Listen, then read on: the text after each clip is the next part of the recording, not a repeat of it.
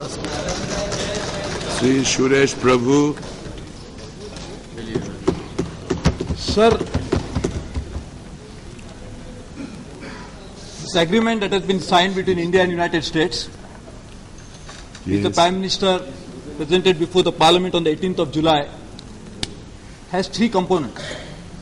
There's a relationship on economic issues, there's a relationship related to nuclear civilian energy, and as a result of this, there is also a relationship which emanates into strategic relationship. So far, we have been discussing largely the nuclear and civilian issue because it has become a symbol of relationship. And because one of the clauses of the agreement stipulates that we must separate between the civilian nuclear capability and military capability, it also has assumed a more serious implication as far as the strategic relationship goes.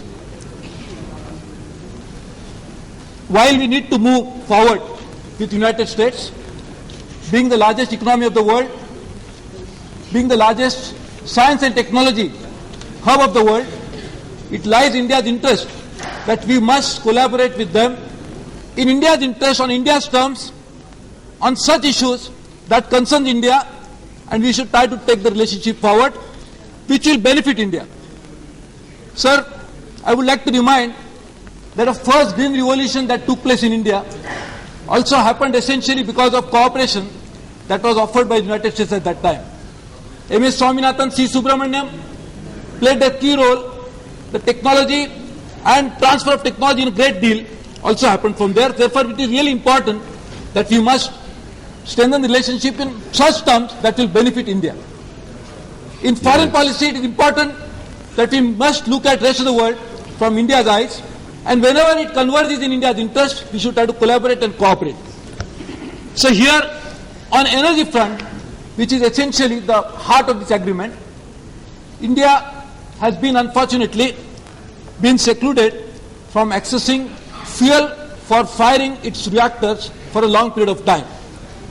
So in fact, India needs huge level of energy, more than 10 to 15,000 megawatts every year.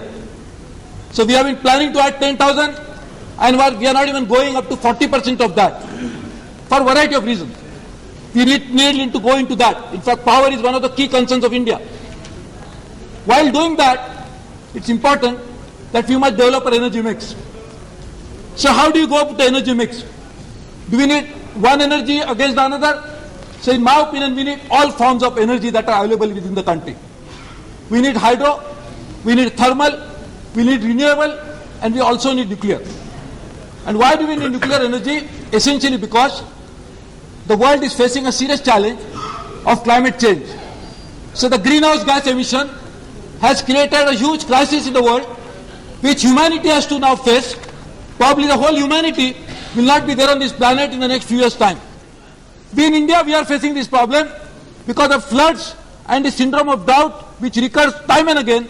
It's also because of effects of climate change. Nuclear energy is one of the cleanest forms of energy. It does not emit greenhouse gases, and therefore we need that energy, as well as we need, as my colleague General Khanduri was saying, hydro energy. We also need the thermal energy because coal is going to be a mainstay of India's energy sector, contributing to more than 50% of it until 2050 maybe, even when we may have a significant contribution coming from other sectors. And therefore we need this energy, but at the same time, the implications, so therefore this energy cooperation with the United States is welcome. What is really concerning is the implication of this agreement, the snowballing of this implications on the strategic sector.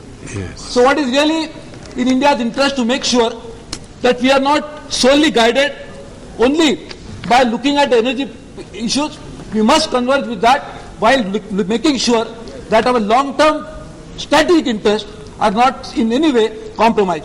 And therefore I look forward, the Prime Minister has made already a very categorical statement, and which again I welcome it, but I am sure in this new process that the next few weeks are very crucial, when the US Congress will finally legislate on this issue. It is now the Senate and also the Congress, the House of Representatives which are deliberating on it.